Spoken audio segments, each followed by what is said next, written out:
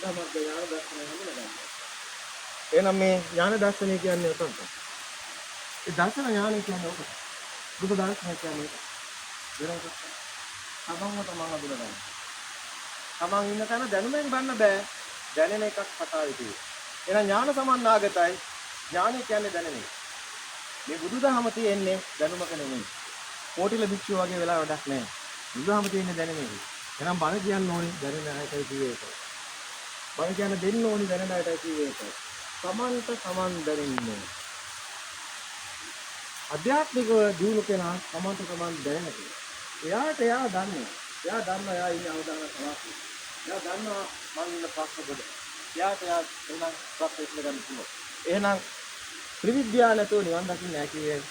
උබේ නිවාසානුස්සය ඥානෙ, චතුප්පාත ඥානෙ, ආසවක්ඛ්‍ය ඥානෙ. අපි දැන් මේක බලමු. දැන් චතුප්පාත ඥානෙ කියන්නේ මේ මොහොතේ මේ සිත විතරයි.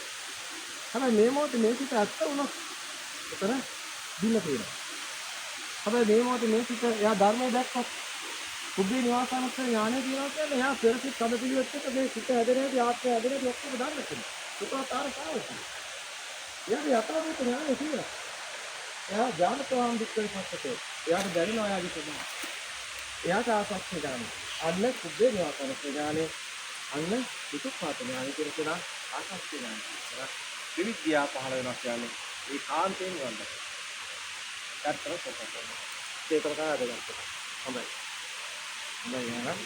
මේ විදි පැහැදිලි කරේ සමාන්ත සමාංග හඳුනගන්න.